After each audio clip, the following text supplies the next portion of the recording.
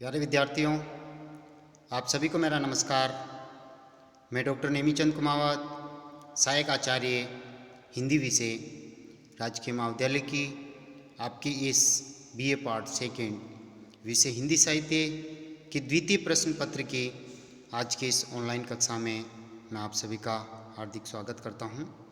प्यारे विद्यार्थियों, पिछली जो हाल ही की जो ऑनलाइन कक्षाएं हो रही हैं या हुई हैं, उन ऑनलाइन कक्षाओं में हमने आपकी जो पाठ्यपुस्तक है रक्तध्वज नाटक, उसकी भूमिका, उसकी विषय वस्तु, उसकी कथानक और उसकी पात्र योजना पर हमने विस्तार से चर्चा की है। पिछली हाल ही की जो ऑनलाइन कक्षा थी जिसमें हमने रक्तध्वज नाटक की पात्र योजना पर हमने पढ़ा है, उसी क्रम को जारी रखते हुए आज की इस ऑनलाइन कक्षा में हम जो मुख्य जो पुरुष पात्र हैं जिनकी चारित्रिक विशेषताओं का उद्घाटन करते करते कुछ पात्र शेष रह गए थे जिन पर चर्चा आज होनी है, और गौण स्त्री पात्रों पर भी हम चर्चा करेंगे। तो देखिए, जो मुख्य पुरुष पात्र हैं गोविंद गिरी, जिस पर जो इस नाटक के नायक हैं, जिस पर हम विस्तार से चर्चा कर चुके हैं। दूसरे पात्र दित्या, इसके चारित्रिक उद्घाटन पर भी हमने चर्चा की। सुवान के चरित्र पर भी हमने चर्चा की है। साथ ही जो अगले जो पुरुष पात्र है रुक्कास्या, इस पर भी हम चर्चा कर चुके हैं। गणेशा को भी हम पिछली ऑनलाइन कक्षा में पढ़ चुके हैं। पूंजा का चरित्र, जयसिंह का चरित्र आदि पर हम काफ़ी विस्तार से चर्चा यहाँ तक कर चुके थे पिछले हाल ही की ऑनलाइन कक्षा में। उसी क्रम को जारी रखते हुए आठवें जो पुरुष पात्र हैं दौलत सिंह, यहाँ से आज की इस ऑनलाइन कक्षा को हम आरंभ करने जा रहे हैं। तो आइए आप मेरे साथ जुड़िए। दौलत सिंह का चरित्र भी छल कपट करने वालों के रूप में रक्तध्वज नाटक में अंकित हुआ है। वस्तुतः ये राज्य के एक मंत्री हैं। नौवे जो पुरुष पात्र हैं उनमें कर्नल शटन, ये प्रज्ञावान हैं, स्पष्ट वक्ता हैं, मानव मनोविज्ञान के ज्ञाता के रूप में इनका चरित्र उभर कर आता है। कर्नल शटन अंग्रेज सरकार का एक वफादार कर्नल हैं। इसका चरित्र परम चालाक और चतुर राजनीतिज्ञ के रूप में उद्घाटित हुआ है। इसे इस नाटक का खलनायक कहा जा सकता है। जिसे इस नाटक के जो नायक हैं वो गोविंद स्वामी हैं, तो खलनायक कर्नल शटन। ये कर्नल शटन गोविंद स्वामी के द्वारा यानी नायक के द्वारा जन चेतना लाना, पाठशालाएं खुलवाना, बेगार प्रथा को रुकवाना आदि कार्यों से भयभीत हैं कि कहीं भील अपने राज्य की स्थापना न कर ले, जिससे हम सत्ताहीन हो जाएंगे।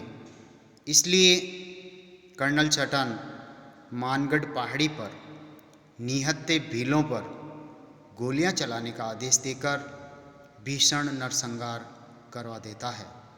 अंततः गोविंद स्वामी को हत्या के आरोप में गिरफ्तार करवाकर जज से फांसी की सजा भी सुनवा देता है।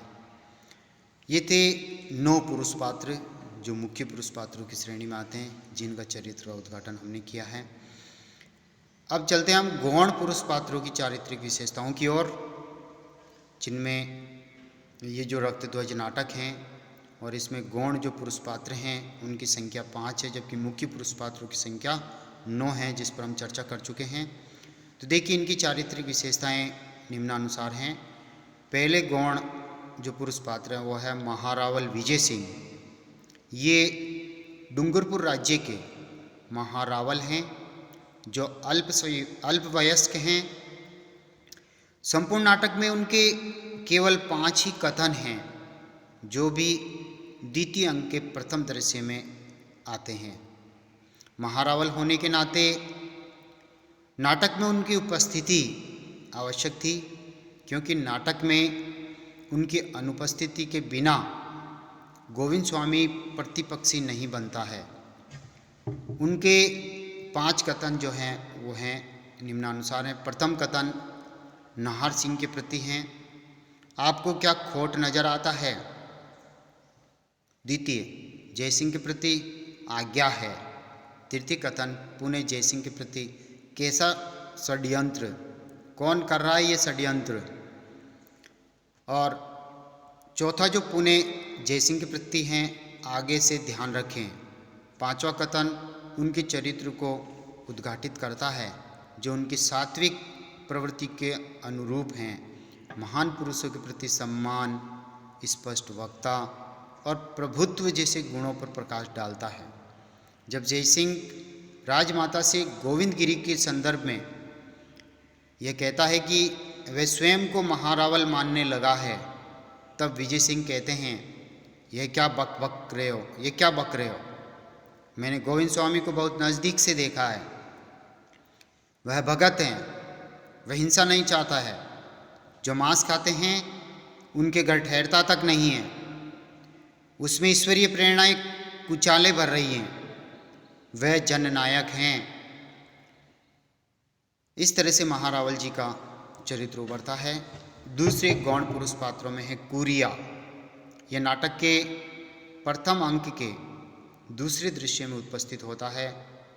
वह गोविंद स्वामी का अनुयायी हैं, जो स्वामी के बाल्यकाल के जीवन की झांकी प्रस्तुत कराने में सहयोगी पात्र बनता है। गोविंद स्वामी जब अन्याय और अत्याचार को मिटाने के हेतु अहिंसा का सहारा लेने की बात करते हैं या कहते हैं, तब रुकाशा उनसे कहता है, स्वामी जी इन लोगों का मन नहीं मानता। तब गोविंदगिरी कहते हैं, कभी मेरा मन भी नहीं मानता था। तभी स्वामी से कुरिया कहता है, फिर कैसे माना।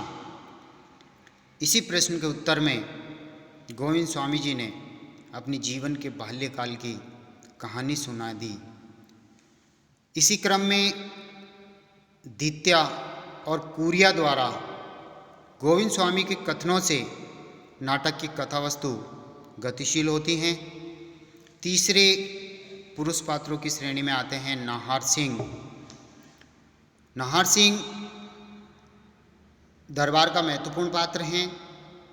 इसका चरित्र राज्य का शुभचिंतक, कुशल राजनीतिज्ञ, सत्य वक्ता और गोविंद स्वामी के समर्थक के रूप में उद्घाटित होता है। ये निरपराध किंतु दंड का भागीदार बनता है। इन्होंने डूंगरपुर राज्य के विकास और उन्नति में अपना महत्वपूर्ण योगदान दिया है। दित्या उनके योगदान और व्यक्तित्व की खूब प्रशंसा करता है।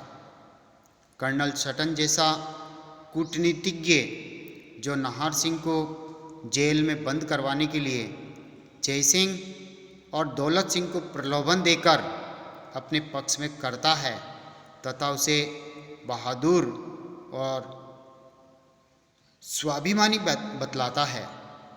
नाहर सिंह के श्रेष्ठ चरित्र की झांकी लेखक ने नाटक के द्वितीय अंक के प्रथम दृश्य में प्रस्तुत की हैं, जिसमें वह स्पष्टवादी, परम प्रवीण, सत्यवक्ता तथा भगत पंथ में आस्था रखने वाला एक धार्मिक व्यक्ति उभरता है। चौथा गौण पुरुष पात्र हैं इस नाटक का, रक्तध्वज नाटक का, भूरिया। नाहर सिंह की भांति यह भी नाटक के द्वितीय अंक के प्रथम दृश्य में उपस्थित होता है। यह नाहर सिंह का मित्र और दौलत सिंह का प्रतिपक्षी है। भूरिया दरबार का एक महत्वपूर्ण व्यक्ति हैं, जो राज्य के प्रति वफादार हैं और शुभचिंतक भी। दरबार में दौलत सिंह ही भूरिया पर षड्यंत्रकारी होने का आरोप लगाता है। नाहर सिंह की तरह यह भी भगत पंथ में आस्था रखता है। भूरिया स्वाभिमानी, बहादुर, निर्भीक और स्पष्टवादी हैं। वे अपने सिद्धांत और वचनों पर अडिग रहता है। भले ही इसे दरबार द्वारा इस पर देशद्रोह का आरोप लगाकर इसे बंदी गृह में डलवा दिया जाता है। इसका चरित्र वास्तव में बहादुरी, निर्भीकता और स्पष्टता का समन्वय है। पांचवें जो गौण पात्र के रूप में, पुरुष पात्र के रूप में आते हैं, वो है शमशन। शमशान अंग्रेज अधिकारी कर्नल चटन का एक गुप्तचर हैं, उनका विश्वास पात्र हैं। नाटक में इसकी उपस्थिति द्वितीय अंक के तृतीय दृश्य से लेकर 5वें दृश्य तक रहती है। वह वफादार भी हैं, इसलिए हर कार्य में स्वामी सटन के प्रति तत्पर रहता है।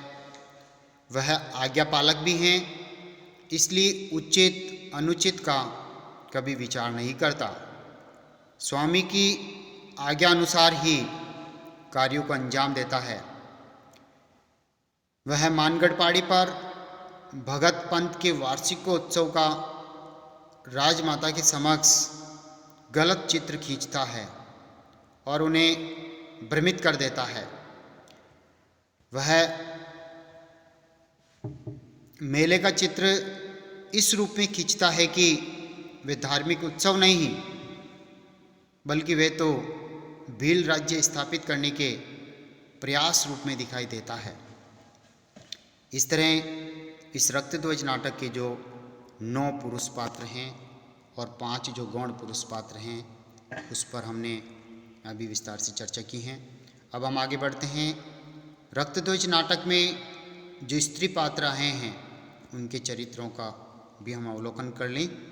पहला चरित्र उभर करके आता है राजमाता।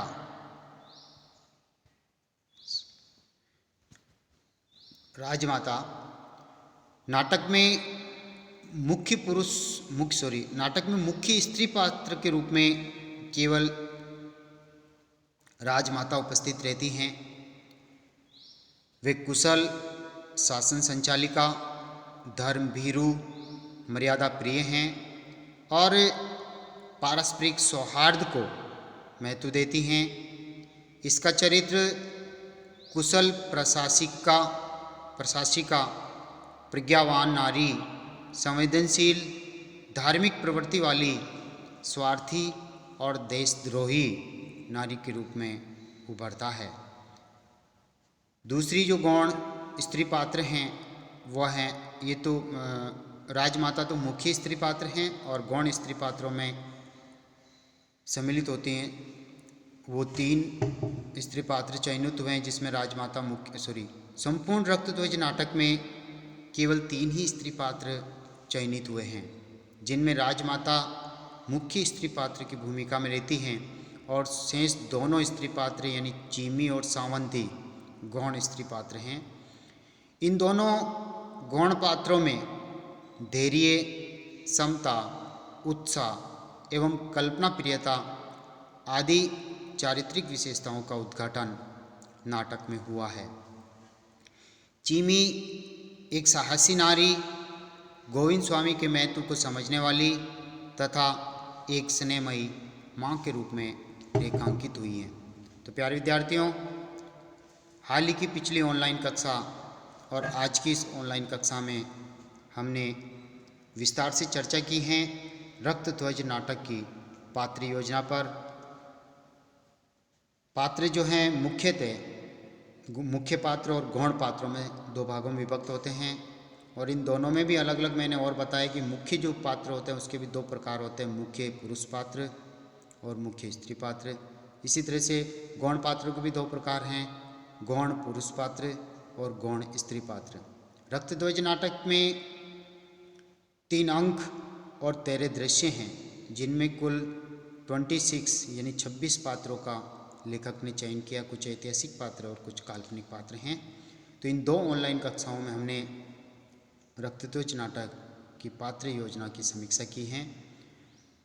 आज की इस ऑनलाइन कक्षा को हम यहीं समाप्त करते हैं और अगली जो ऑनलाइन कक्षा होगी वो हम रक्तध्वज नाटक की विषय वस्तु, उद्देश्य पर केंद्रित करते हुए या रक्तध्वज नाटक की नाट्य तत्वों का आधार पर समीक्षा, इन्हीं विषय वस्तुओं पर हम अगली ऑनलाइन कक्षा में पढ़ेंगे। एक बार पुनः आप सभी को बहुत बहुत धन्यवाद। जय हिंद, जय भारत।